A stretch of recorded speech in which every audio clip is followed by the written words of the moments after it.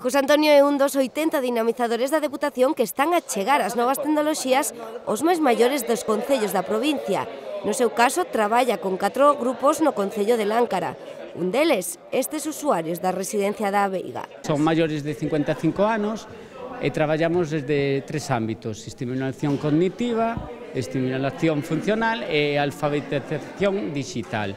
Ensinanlles, por exemplo, a usar o ordenador ou as tablets, dispositivos habituais hoxe en calquera casa e cos que pasamos boa parte do noso tempo. Por exemplo, como enviar un correo electrónico, como poder poner unha foto en el correo, poder charlar con algunas personas, bastantes cosas pueden aprender. Cando collín un teléfono non sabía nin como se chamaba e agora sí, sei manejar, sei gravar os mensajes, os números de teléfono e todo eso. Entonces, claro, vemos para quitar algo positivo. Porque non hai idade para activarse. Me negaba por problemas de retención de memoria y esas cosas, pero ahora veo que ya está la cosa mucho mejor. Me he aventurado por esto después de 30 años. Todo de poñerse. E cando se poñen, descobren un mundo novo. La sensación es maravillosa, que nunca me había metido en temas de internet y estas cosas. Participan no Sempre Activo, programa provincial financiado 80% con fondos europeos que se está a desenvolver nos 67 concellos lugueses co obxectivo de mellorar a calidade de vida dos nosos maiores. Con estas actividades aumentan a autonomía, as capacidades cognitivas e físicas. Empecé con a base, por exemplo, ver o progreso, como enviar un correo electrónico.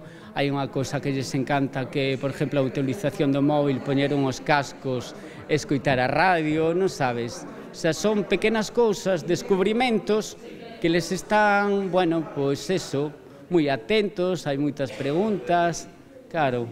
E todo iso creo que favorece moito. Mentre se conectan, os participantes reciben unha visita moi especial. O presidente da Deputación, José Ramón Gómez Besteiro, quixo coñecer como ia a aprendizaxe dos participantes e converteuse en alumno por unha mañá.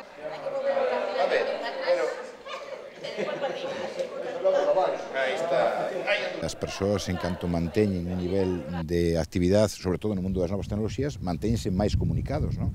E, por tanto, lles permiten facer unha vida familiar e social moitísimo máis activa. Esa é a finalidade, non? Nunha provincia como é a provincia de Lugo, donde temos un grave problema, creo que en Galicia tamén, na súa totalidade, de envellecemento da población. Ademais, conectaron a través de videoconferencia con dinamizadores e participantes do Concello do Incio.